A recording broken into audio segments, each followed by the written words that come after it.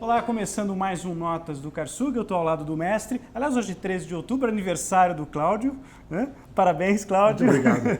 Eu acho que todos somos presenteados com a presença do Cláudio aqui, participando com a gente do Notas do Karsug.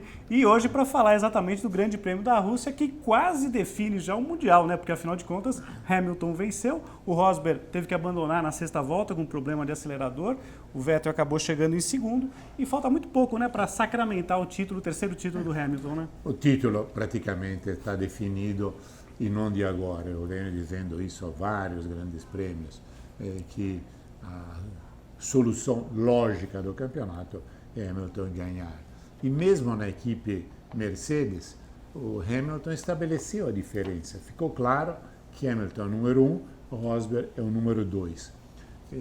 Aliás, com relação a isso, eu fiz um cálculo de todos os grandes prêmios fazendo abstração do Hamilton. Tirei Hamilton da corrida, como se ele não disputasse o campeonato. Bom, aí nós teríamos o Rosberg como líder com apenas 7 pontos de vantagem sobre Vettel. Então, os senhores percebem claramente a diferença entre os dois pilotos da Mercedes. Então, Hamilton é campeão, não apenas porque tem um excelente carro, claro, melhor, mas que também é um excelente piloto. Dizer-se que ele ganha o título porque só tem o melhor carro é algo que reduz um pouco o mérito do piloto. Porque, repito, não fosse ele, o seu companheiro estaria aí disputando ainda o título sem que se pudesse hipotizar nenhum resultado final. Sim, muito Mas próximo. agora já se pode dizer que ou em Austin, ou na pior das hipóteses, no México, o Hamilton é campeão. Isso me parece absolutamente lógico. Lembrando que na pontuação, né, Cláudio, estão 302 para o Hamilton, o Vettel 236 e o Rosberg 229. Quer dizer, uma dobradinha, a gente fazia até a conta agora há pouco, uma dobradinha Hamilton-Rosberg impossibilitaria, caso o Vettel chegue em terceiro, mesmo assim não daria para o Vettel, matematicamente a coisa estaria liquidada. Ou então, independente de qualquer resultado, se o Hamilton vencer, independente de qualquer resultado, e chegar num quinto lugar na etapa seguinte em Austin, na seguinte, no México, estaria com o título garantido. A corrida em si acabou tendo uma coisa interessante, né? Porque aquela disputa pelo pódio, terceiro lugar, né? Quer dizer, sim, Bottas e Raikkonen acabou deixando no colo do Pérez o terceiro posto. Foi uma briga finlandesa, não tanto fria, pelas declarações de ambos depois da corrida. Bottas não gostou nada. Não gostou. Raikkonen tinha só uma chance, que demorou umas 4 voltas para passar o Ricciardo, então praticamente tinha aquela chance. Na minha opinião, o Bottas abriu um pouco demais a curva. Se ele tivesse mantido sua trajetória, Raikkonen não teria como, abriu um pouco demais, o Raikkonen jogou o carro. Viu uma brecha ali, Viu uma brecha, jogou o carro, falou, bom, vamos ver. Ou ele tirou o pé ou batemos. Como o Bottas não tirou o pé, bateram e os dois. Bottas ficou de fora. O Raikkonen ainda se arrastou, né? Conseguiu chegar em quinto, depois foi penalizado em meio minuto e ficou em 8º lugar.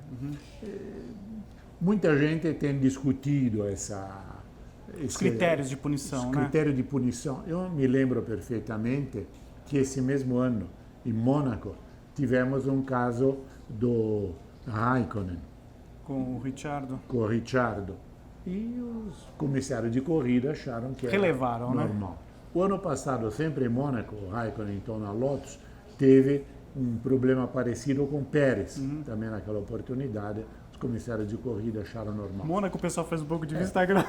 É claro que os comissários de corrida mudam, então é muito difícil ter uma uniformidade de julgamento, mesmo porque nenhum caso é exatamente igual ao outro. Sempre a dinâmica muda, né? A dinâmica, alguma pequena diferença, mas não resta dúvida de que aí todas as opiniões são válidas, aquelas que culpam o Raikkonen e aquelas que culpam eventualmente o Bottas. Bottas se referiu ao Raikkonen com a palavra, digamos, impublicável e impronunciável.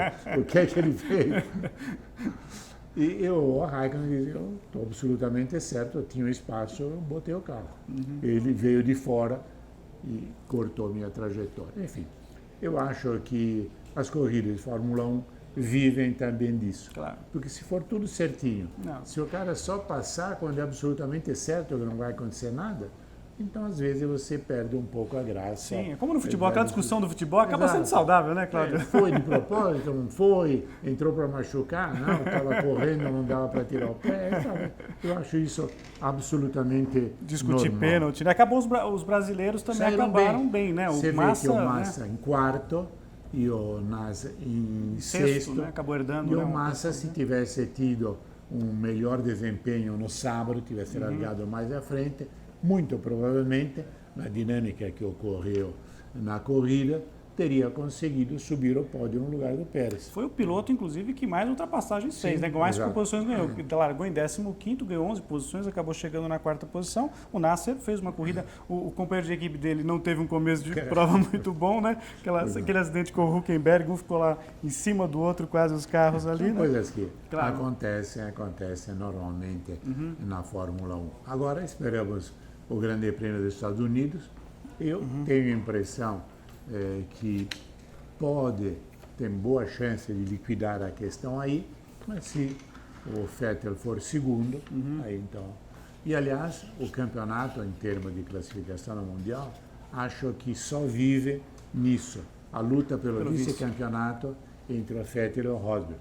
O Vettel está na frente, tem 7 pontos a mais, uma diferença mínima nos quatro grandes prêmios que ainda nos separam, poderá perfeitamente se inverter, inclusive porque a Mercedes é melhor que a Ferrari, isso ficou absolutamente claro. Tanto que já garantiu o título na Copa Já de Construtores, garantiu né, o Cláudio? bicampeonato. Não, e mesmo as outras equipes que montam motores Mercedes, embora não sejam os Mercedes de última geração, porque o último step de melhoria, É claro. a firma ganha e fica com eles. Mas, por exemplo, a Williams foi muito bem, a Force India foi muito bem, então isso mostra que o motor realmente pode fazer a diferença. Você viu em saída de curva, quem tinha motor Mercedes conseguia abrir um pouquinho para ter maior tranquilidade. Aquela estilingada, né, Aquela na estilingada, saída. que às vezes faz com que quem impeça, que depois de quem vem atrás abra a asa para tentar ultrapassagem. Então, eu acho que com relação à Fórmula 1, mais ou menos aquilo que se esperava, uma corrida interessante. Aliás, um domingo todo ele dedicado à motorização, 2 e 4 rodas, porque às 2 da manhã, 6 horas antes, tivemos do Japão, né? o GP do Japão, o MotoGP, uma corrida sensacional, uma corrida que começou no molhado, acabou no seco. O Dani Pedrosa acabou nesse começo, né, deslanchando, ninguém esperava uma Honda tão forte ali. Exato, né? não. E ele teve a habilidade de economizar os pneus, coisa que não fez o Lorenzo, porque o Lorenzo parece que tem a obsessão de querer largar na frente e abrir. Ele largou na frente, abriu um pouquinho, só que acabou com os pneus, sobretudo o pneu traseiro. E aí, quando primeiro chegou o Pedrosa, depois chegou o Valentino, ele não tinha mais possibilidade de resistir, perdeu mais 4 pontos, agora são 18 pontos De quando vantagem, faltam né, para o Rossi.